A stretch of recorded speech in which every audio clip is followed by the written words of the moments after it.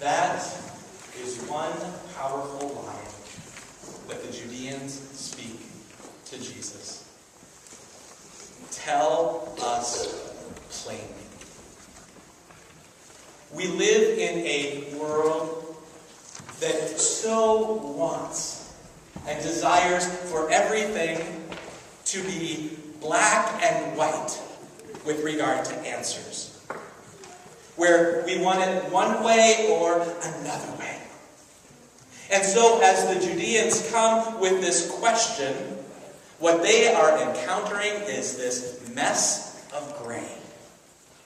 There is this one who has been dwelling in Nazareth and Galilee, who has been going out and doing incredible works throughout the countryside, healing, proclaiming and teaching a new word, offering hope to the hopeless, lifting up those who are on the margins,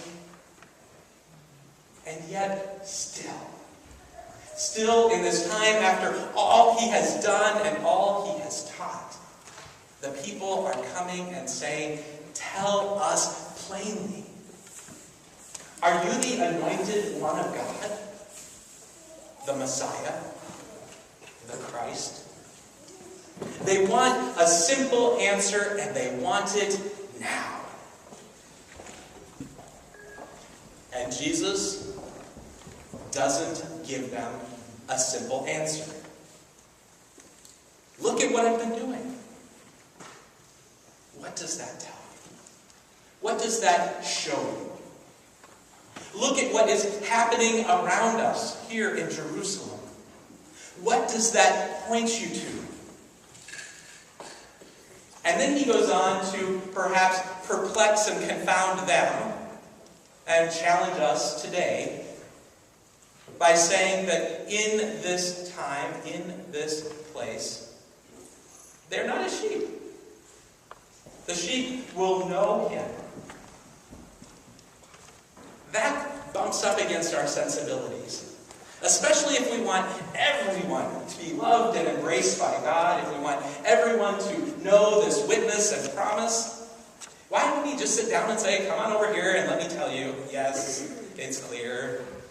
Give them the simple answer, but rather it almost becomes a challenge. A challenge to these Judeans who are wondering and trying to figure it all out. And yet, Jesus goes on to talk about this Abba God. This one who is parent. Parent to Jesus, parent to the whole of creation. That will hold the people in God's hand. And nothing can be snatched away from this Abba God. Rather, are held fast and secure. One of the great things that I love and adore about being a Lutheran is that we're okay with paradox. At least theologically. Personally, we may struggle with it. But theologically, we say that each and every one of us can be simultaneously saint and sinner. That here in the world, it is both good or holy and broken. There are all of these ways in which we struggle with power in the world. The ways that power can be used for good. The ways that power can break people or systems down. And we theologically are okay with that. And yet, oftentimes on Sunday morning when we show up, we are standing in that place with the Judeans, saying, could you please just tell us? Could you give us an answer and let us know that you exist, that you're real? Could you give us the answer to say, you really are the Christ? Present here and now, claiming us and reclaiming us, challenging us to be a new people. Could you just give us a sign? Because this day is really hard.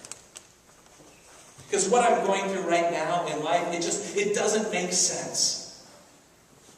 That the place where we're living with the politics of this craziness of shouting on national TV and anger and name-calling, I just want one place where I can come and feel safe and loved, and I know the answer.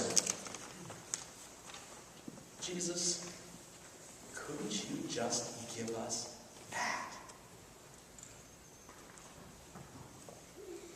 What happens when we hit the pause button and we dwell in that place for a moment?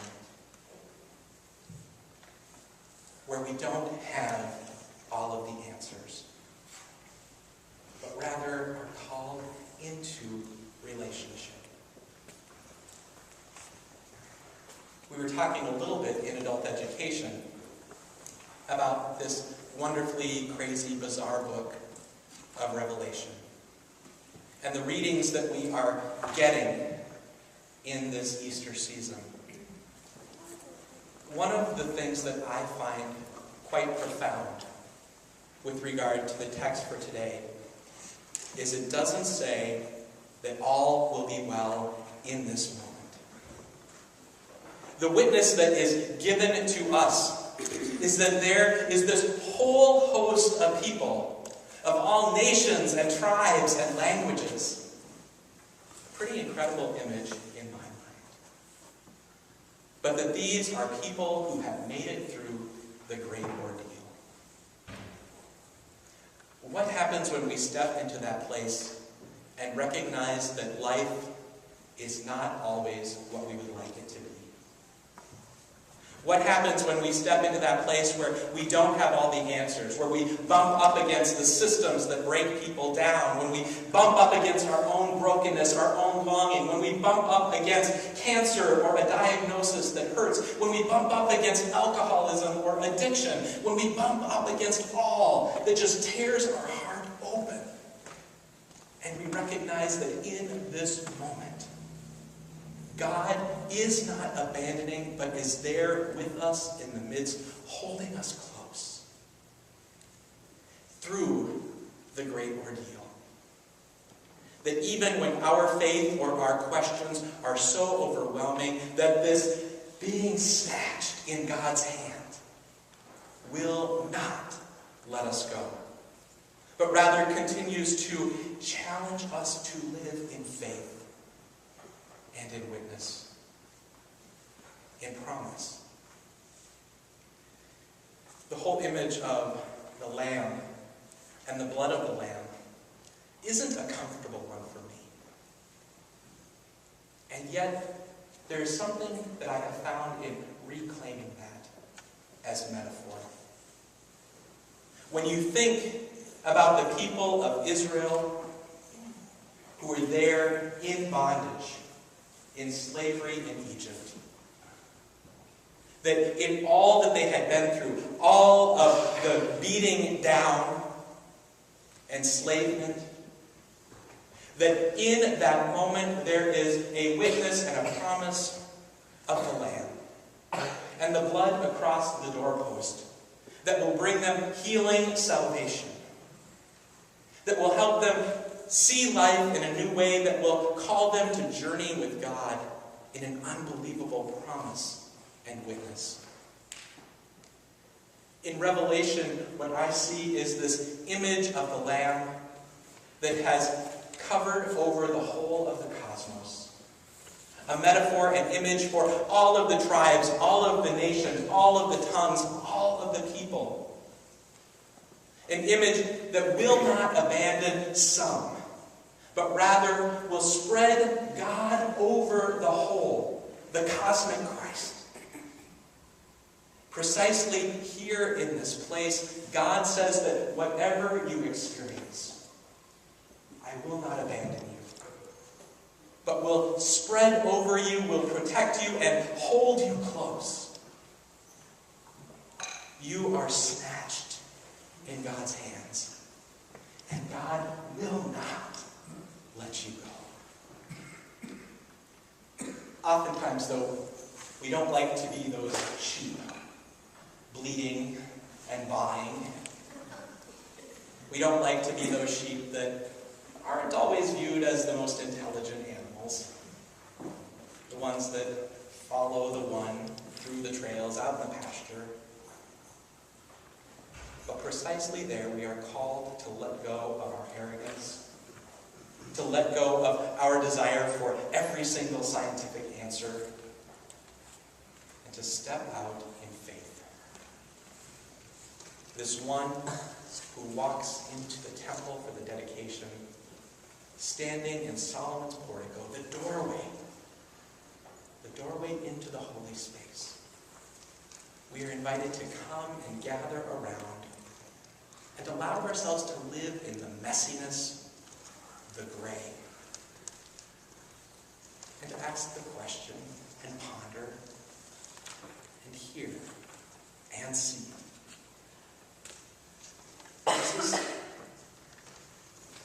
will you tell us plainly? Are you the Christ, the Messiah? And will we open our eyes to see this one who calls us into relationship through what has been, what is, and what is to come. Beyond the great ordeal, beyond our own arrogance, beyond our own need for answers, and saying simply, come, follow me, the shepherd, the one who will lead you home, the Lamb spread out over the cosmos for you and for all, this day and always. Amen.